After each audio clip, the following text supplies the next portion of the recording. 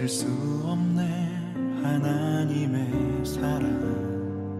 나 살리시려고 주신 생명, 내 십자가 지고 오르신 갈보리 언덕, 날 향한 사랑 때문에 나는 보았네.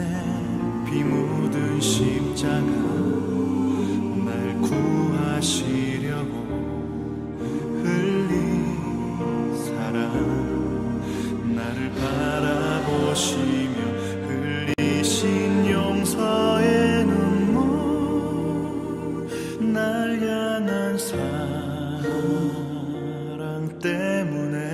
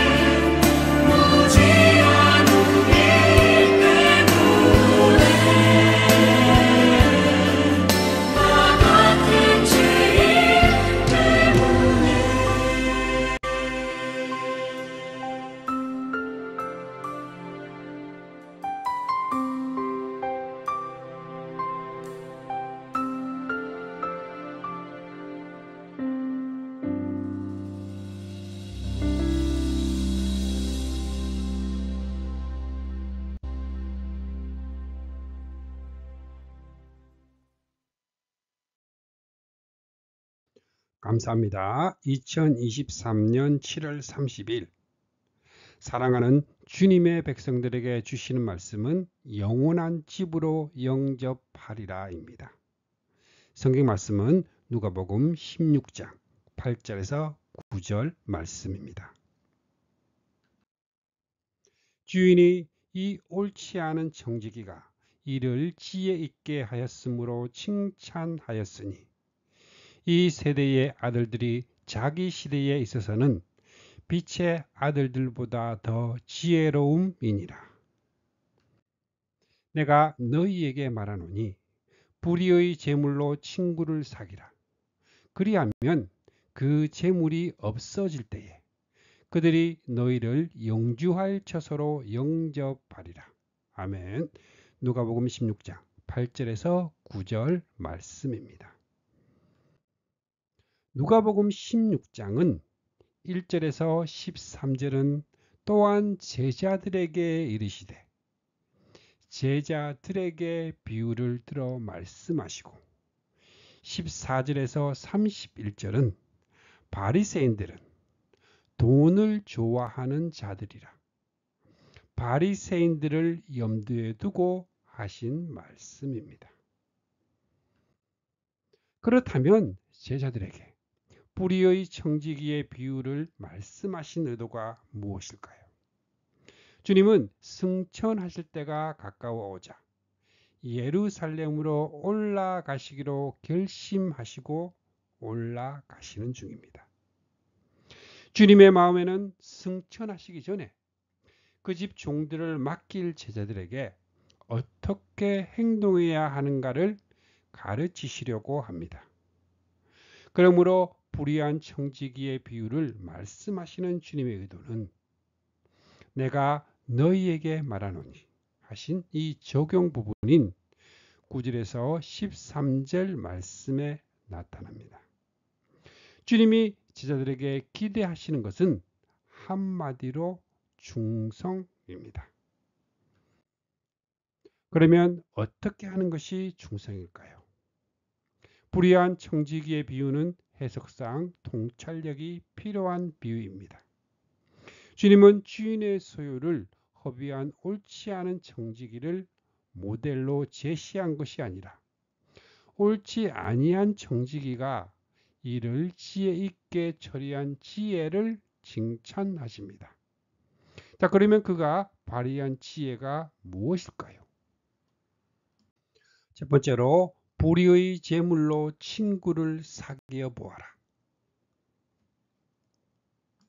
누가복음 16장 1절 말씀에 또한 제자들에게 이르시되 어떤 부자에게 청지기가 있는데 그가 주인의 소유를 낭비한다는 말이 그 주인에게 들린지라.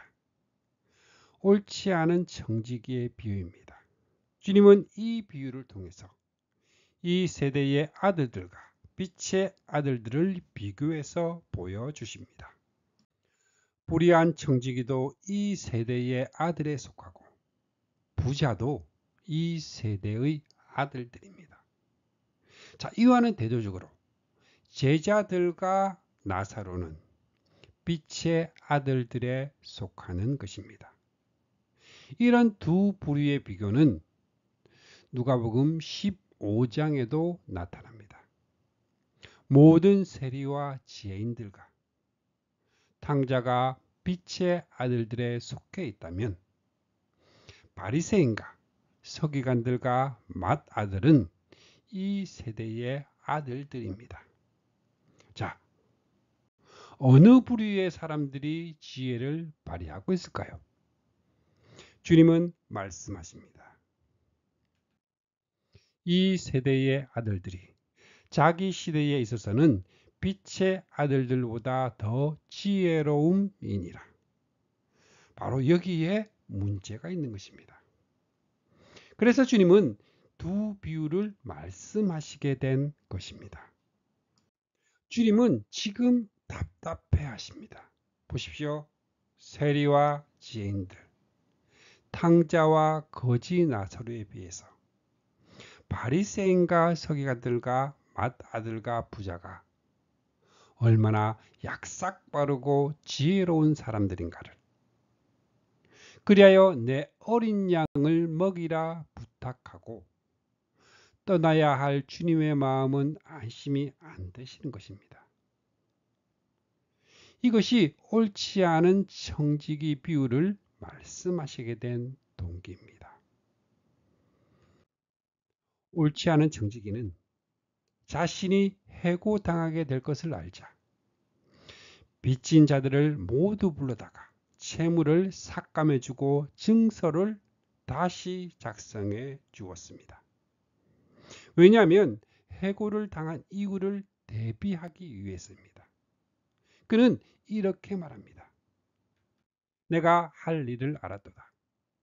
이렇게 하면 직분을 빼앗긴 후에 사람들이 나를 자기 집으로 영접하리라. 얼마나 약삭빠른 지혜입니까? 주님은 내가 보던 일을 셈하라고 하십니다.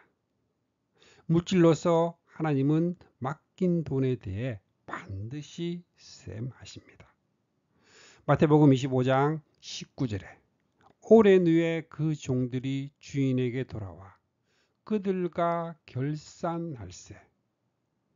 누가복음 12장 20절에 어리석은 자여 오늘 밤에 내 영혼을 도로 찾으리니 그러면 내 준비한 것이 누구의 것이 되겠느냐 하셨으니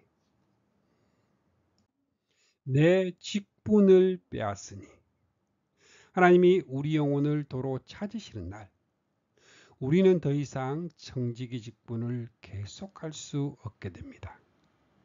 이것은 하나님의 입장에서는 자기의 것을 도로 찾으시는 것이지만 우리의 입장에서는 빼앗기는 것입니다. 주인이 이 옳지 않은 청지기가 이를 지혜 있게 하였으므로 칭찬하였으니 이 말씀을 잘못 받아들이면 오해하게 됩니다. 주님은 그를 분명 옳지 아니한 청지기라고 말씀합니다. 다만 칭찬하신 것은 이를 지혜 있게 처리한 지혜입니다. 그러므로 이 비유의 중심 단어는 지혜입니다. 그런데 이 지혜를 무엇을 위하여 발휘하였나요?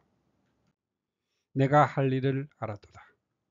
이렇게 하면 직분을 빼앗긴 후에 사람들이 나를 자기 집으로 영접하리라. 장래의 영접을 위하여 발휘했던 것입니다. 그러므로 영접이 중심 주제입니다. 지금도 이 세대의 아들들의 생활 설계를 보십시오. 평안한 노후를 위하여 치밀한 준비를 함에 있어서 얼마나 지혜로운가를. 그렇다면 빛의 아들들은 영주할 처소, 있을 처소를 위하여 더욱 지혜로워야 하지 않을까요? 그리고 하나님의 영접을 위하여 더욱 준비해야 마땅하지 않을까요? 그런데 이 세대의 아들들에 비해서 빛의 아들들은 준비하는 지혜에 있어서 둔감하다고 주님은 걱정합니다. 앞으로는 재림과 심판을 바라면서도 행위로는 천국도 지옥도 없는 사람들처럼 살아가고 있습니다. 그래서 주님은 이 세대의 아들들이 자기 시대에 있어서는 빛의 아들들보다 더 지혜로움이니라 탄식하십니다. 성경은 말씀합니다. 에베소서 5장 15절에서 17절 말씀에 그런즉 너희가 어떻게 행할지를 자세히 주의하여 지혜 없는 자 같이 하지 말고 오직 지혜 있는 자 같이 하여 세월을 아끼라. 때가 악하니라. 그러므로 어리석은 자가 되지 말고 오직 주의 뜻이 무엇인가 이해하라. 그러면 해답이 무엇일까요? 첫 번째로 내가 너희에게 말하노니 불의의 재물로 친구를 사귀라. 그리하면 그 재물이 없어질 때에 그들이 너희를 영주할 처소로 영접하리라 하십니다.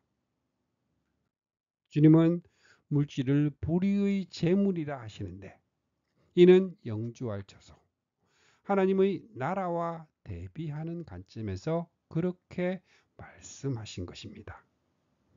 하나님의 나라는 영원한데 이 세상은 잠시요.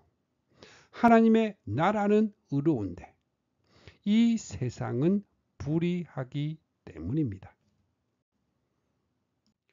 불의의 재물, 불의의 재물은 누가복음 16장 1절에 주인의 소유입니다. 재물은 하나님이 우리에게 맡기신 것입니다. 역대상 29장 12절에서 14절에 모든 것이 주께로 말미암았사오니 바로 다윗의 고백입니다. 우리의 모든 소유는 하나님의 것입니다. 하지만 예수님을 믿는 사람들은 대부분 소득의 10분의 1을 하나님의 것으로 인정하면서도 10분의 9는 자기 것으로 여기고 마음대로 사용합니다. 하나님의 입장에서 볼 때에 이것은 분명 주인의 것으로 하나님의 것을 마음대로 허비하는 것입니다. 그러므로 우리가 소유하고 있는 이 재물이 하나님 보시기에 바로 불의의 재물입니다. 둘째로 불의의 재물로 사귀어야 할 친구가 누구일까요? 그것은 분명히 내가 너희를 위하여 거처를 예비하러 가노니 가서 너희를 위하여 거처를 예비하면 내가 다시 와서 너희를 내게로 영접하여 나 있는 곳에 너희도 있게 하리라 하신 그리스도인의 것입니다. 그러므로 주님은 사람들이 친구를 위하여 자기 목숨을 버리면 그보다 더 큰 사랑은 없다. 너희가 내 말을 지키면 너희는 내 친구다.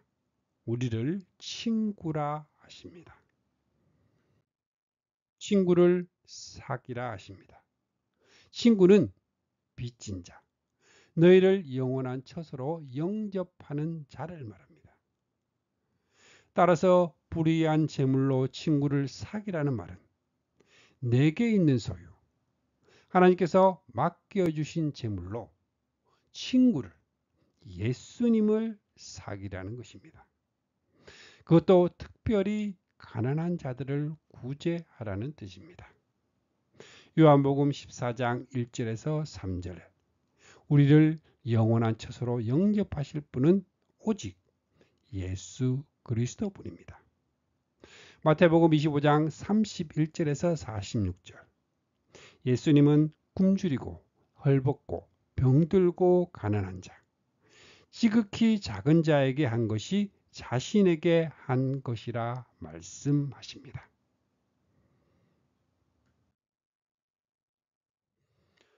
주님은 왜 우리를 친구 삼으셨으며 왜 친구를 위하여 자기 목숨까지 주셨을까요? 한마디로 하나님의 나라 건설에 동력자로 삼으시기 위해서입니다. 그렇다면 너희들도 불의의 재물을 너를 위하여 목숨을 버려주신 친구를 사귀는 데 사용할 수 없느냐 물으시는 것입니다. 주님은 이렇게 말씀하고 있습니다. 나는 친구를 사귀기 위하여 내 목숨을 주려고 한다. 너희는 그 친구를 위하여 재물을 내어 놓을 수가 없겠느냐. 세 번째로 주님은 재물을 남의 것이라고 말씀하십니다. 왜 그럴까요? 너희는 너희 자신의 것이 아니라 값으로 산 것이라면 내게 속한 모든 것도 주님의 것입니다. 또한 하나님의 교회라는 공동체에 있어서는 은사도, 물질도, 지식도, 그리고 나 자신까지도 자기를 위하라고 주신 것이 아니라 충성되고 지혜 있는 청지기로서 섬기라고 맡겨주신 남의 것입니다. 바로 하나님의 것이기 때문입니다. 그러므로 이것으로 친구를 사귀라는 것입니다. 지극히 작은 것에 충성된 자는 큰 것에도 충성되고 지극히 작은 것에 불의한 자는 큰 것에도 불이하니라 하십니다. 지극히 작은 것과 큰 것은 무엇을 의미할까요? 물질을 드림이 지극히 작은 것에 해당이 된다면 자신을 드림은 큰 것이 아니겠습니까? 그런데 우리들은 반대로 물질을 드림을 지극히 큰 것으로 여기고 자신을 드림을 작은 일로 생각하고 있는 것은 아닐까요? 만일 그렇게 생각하고 있다면 헌신에 있어서도 낙제 점수를 면할 수가 없을 것입니다. 지극히 작은 것에 불의한 자는 큰 것에도 불의하니라. 지극히 작은 것은 불의의 재물로서 하나님이 우리에게 맡겨 놓으신 재물을 말합니다. 그 재물에 충성된 자는 큰 것에도 충성하고 재물에 충성되지 못한 자는 어떤 것을 맡겨도 충성되지 못한다는 뜻입니다. 네 번째로 결론에 도달하게 되었는데 지파인이 두 주인을 섬길 수 없나니 이를 미워하고 저를 사랑하거나 혹 이를 중히 여기고 저를 경히 여길 것이니라. 너희는 하나님과 재물을 겸하여 섬길 수 없느니라 말씀합니다. 두 주인을 섬길 수 없다 하십니다. 하나님이 유일한 주가 되시는데 재물을 또 하나의 주인으로 섬겨서는 안 된다는 말씀입니다. 재물은 하나님의 나라 건설을 위하여 친구를 사귀는 데 사용하라고 주신 것이지 주인으로 섬기라고 주신 것이 아니라는 결론에 도달하게 됩니다. 하나님과 재물을 겸하여 섬길 수 없느니라. 하나님과 재물을 겸하여 섬기는 기준은 불의한 재물로 친구를 사귀는가, 불의한 재물에 충성되는가, 보물을 땅에 쌓아 두었는가. 우리가 주님께 그러면 어떻게 하는 것이 불의의 재물로 친구를 사귀는 것이냐 묻는다면 주님은 대답하시기를 주여 우리가 어느 때에 주께서 줄이신 것을 보고 음식을 대접하였으며 목마르신 것을 보고 마시게 하였나이까? 어느 때에 나그네 되신 것을 보고 영접하였으며 헐벗으신 것을 보고 옷을 입혔나이까? 어느 때에 병드신 것이나 옥에 갇힌 것을 보고 가서 배웠나이까? 하리니 임금이 대답하여 이르시되 내가 진실로 너희에게 이르노니 너희가 여기 내 형제 중에 지극히 작은 자 하나에게 한 것이 곧 내게 한 것이니라 대답하실 것입니다. 이제부터는 빛의 아들들이 이 세대의 아들들보다 더 지혜로운 삶을 살아가야만 하지 않겠습니까? 주님은 이들을 향하여 내 아버지께 복받을 사람들아 와서 천지 창조 때부터 너희를 위하여 준비한 이 나라에 들어가라. 영원한 처소로 영접하실 것입니다. 두 번째로 돈을 좋아하는 바리새인과 부자입니다. 누가복음 16장 14절 말씀에 바리새인들은 돈을 좋아하는 자들이라 이 모든 것을 듣고 비웃거늘 주님은 한 부자가 있어 자색옷과 고운 베옷을 입고 날마다 호화롭게 즐기더라. 그런데 나사로라 이름하는 한 거지가 헌데투성이로 그의 대문 앞에 버려진 채 시작이 되는 부자와 거지 나사로의 비유를 말씀하십니다. 그러므로 이 비유의 초점은 나사로에게 있는 것이 아니라 부자에게 맞추어져 있습니다. 그러니까 돈을 좋아하는 바리새인들을 부자로, 주님을 따르는 세리와 죄인들을 나사로에 비유해서 말씀하십니다. 이에 그 거지가 죽어 천사들에게 받들려 아브라함의 품에 들어가고 부자도 죽어 장사되매 그가 음부에서 고통 중에 눈을 들어 멀리 아브라함과 그의 품에 있는 나사로를 보고, 먼저 알아야 하는 것은 부자가 부자이기 때문에 음부에 가게 된 것이 아니요 나사로가 거지였기 때문에 아브라함의 품에 안기게 된 것도 아닙니다. 주님은 비유를 통해서 강조하고자 하는 주제를 극대화시키기 위해서 거두절미하고 핵심만을 부각시키고 있습니다. 나사로에게는 청지기로서 활용해야 할 지혜, 충성, 불의한 재물 등이 아무것도 없는 사람입니다. 아무것도 없는 영육간의 거지의 모습 그대로입니다. 그런데 부자는 청지기로서 지혜롭게 활용하려고 주어진 물질이 있습니다. 그런데 영접을 위하여 친구를 사귀는 데 사용하라고 주신 재물을 가지고 자기의 것으로 생각을 하고, 한 부자가 있어 자색옷과 고운 베옷을 입고 날마다 호화로이 즐기더라. 돈을 좋아하는 바리새인의 어리석음이 나타나고 있습니다. 바리새인들이 돈을 좋아했다는 말이 황금 만능주의라는 의미만은 아닙니다. 바리새인들은 율법과 선지자는 요한의 때까지요 하신 율법 아래에 있는 자들입니다. 그러므로 그들의 축복관이 구약적이었다는 것을 감안하면 그들이 돈을 좋아했다는 의미에는 물질을 하나님의 축복으로 여기는 구약적인 축복 개념을 가지고 있었다는 뜻입니다.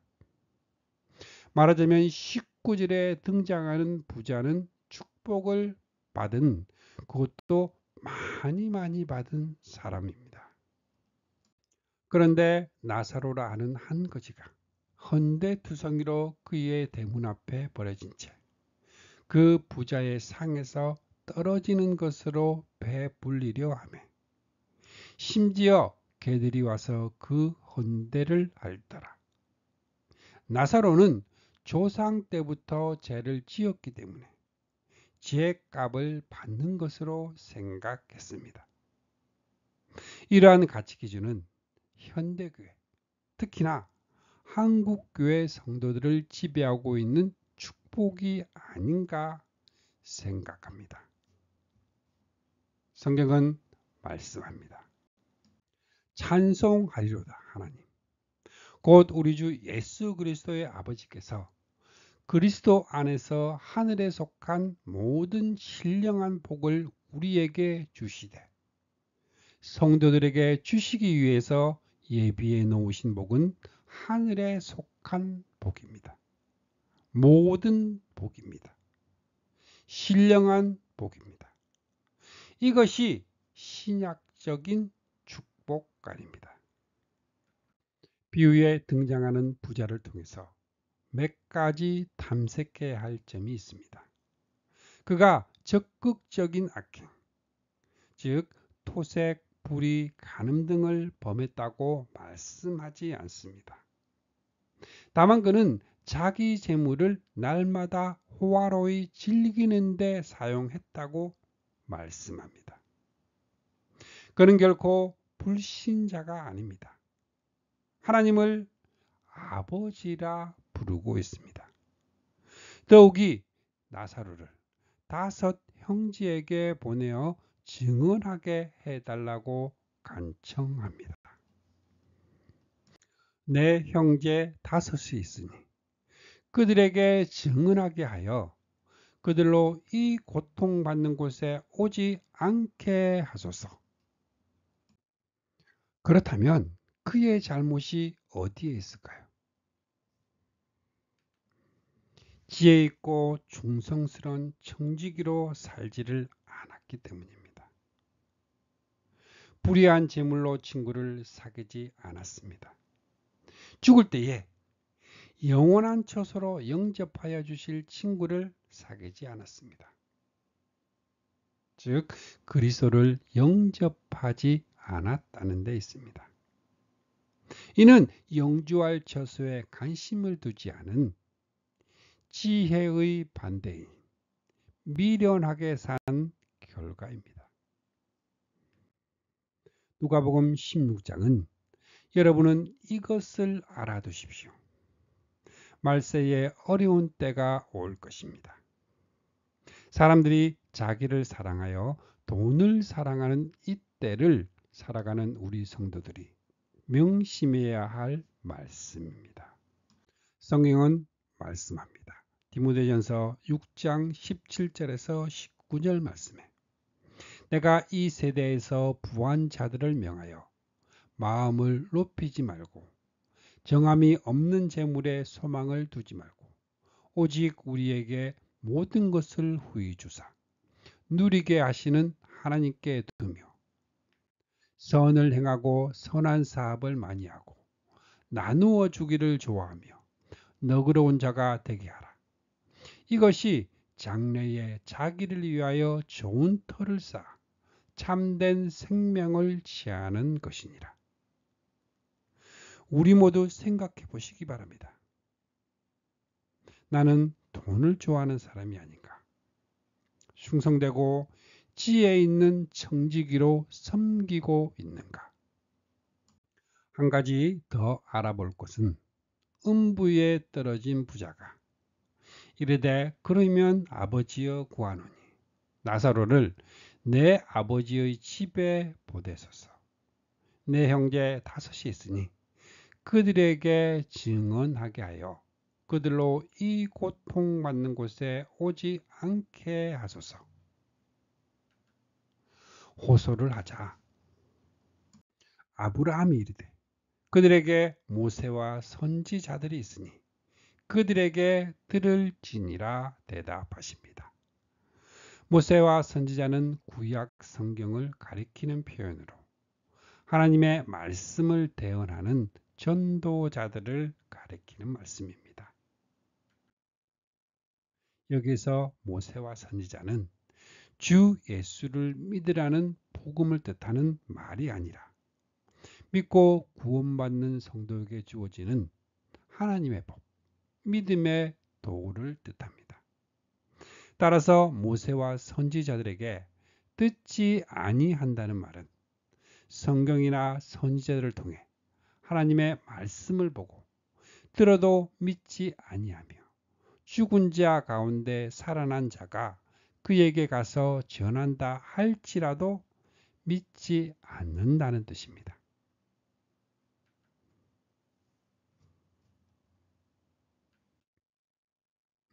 마태복음 5장 17절에 내가 율법이나 선지자를 폐하러 온 줄로 생각하지 말라.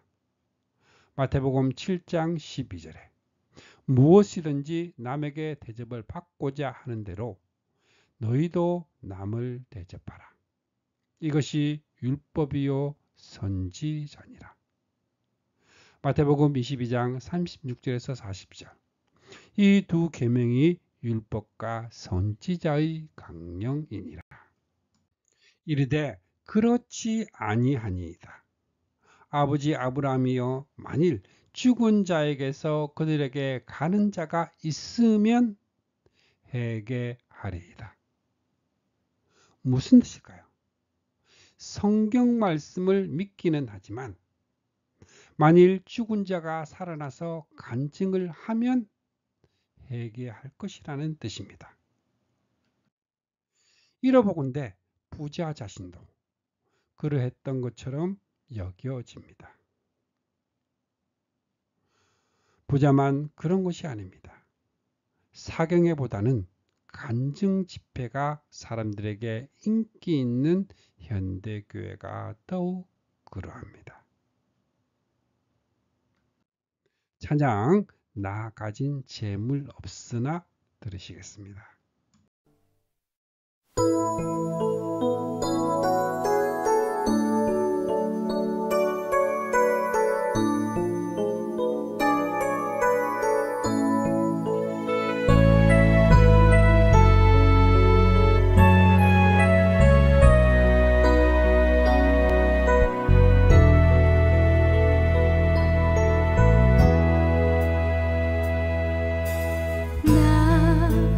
가진 재물 없으나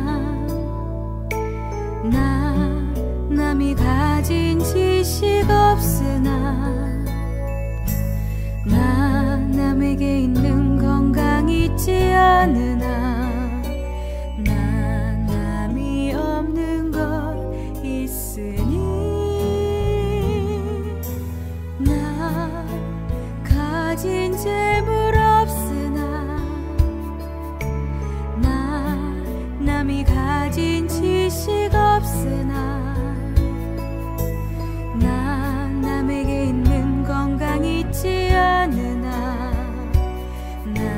남이 없는 것 있으니 남이 못 본 것을 보았고 남이 듣지 못한 음성 들었고 남이 받지 못한 사랑 받았고 남이 모르는 것 깨달았네. 공평하신 하나님이 남이 가진 건 나 없지만 공평하신 하나님이 남이 없는 것 갖게 하셨네.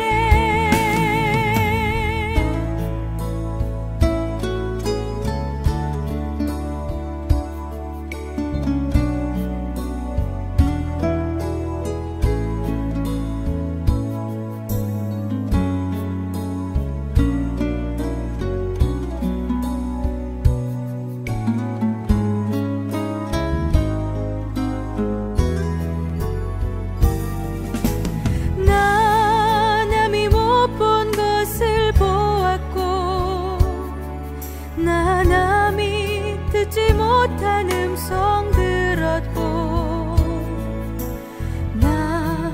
남이 받지 못한 사랑 받았고 남이 모르는 것 깨달았네.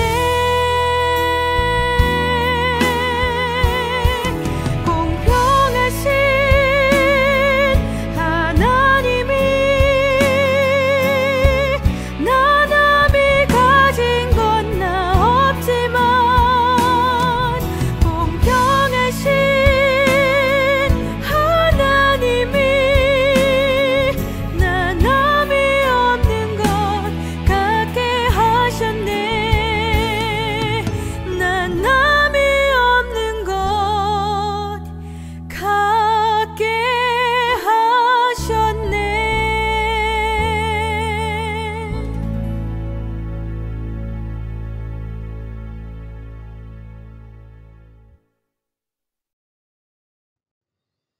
주님은 그들에게 들을 지니라 하시는데, 그러면 주님의 자녀들은 듣기를 원하는 그들에게 무엇을 전해 주어야 죽어 음부에 떨어지지 않게 할까요? 율법과 선지자는 요한의 때까지요. 그후부터는 하나님 나라의 복음이 전파되어 사람마다 그리로 진입하느니라 하신 십자가 복음입니다. 주님의 자녀요, 하늘나라의 백성인 우리는 너희를 영원한 처소로 영접하는 십자가 복음을 기쁜 마음으로 전하는 자들이 되시기를 주님의 이름으로 축복합니다. 아멘.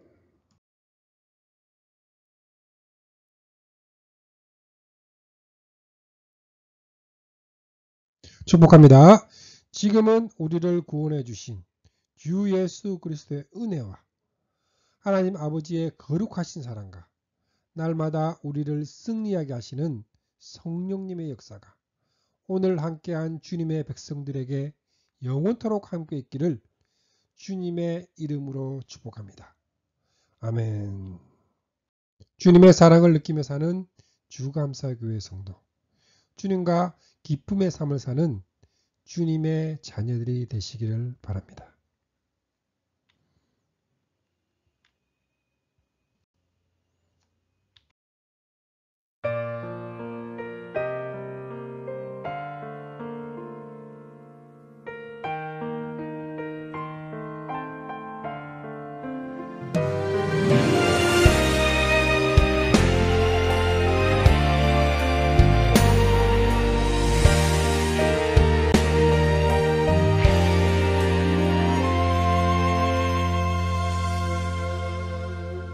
난 언제나 주님을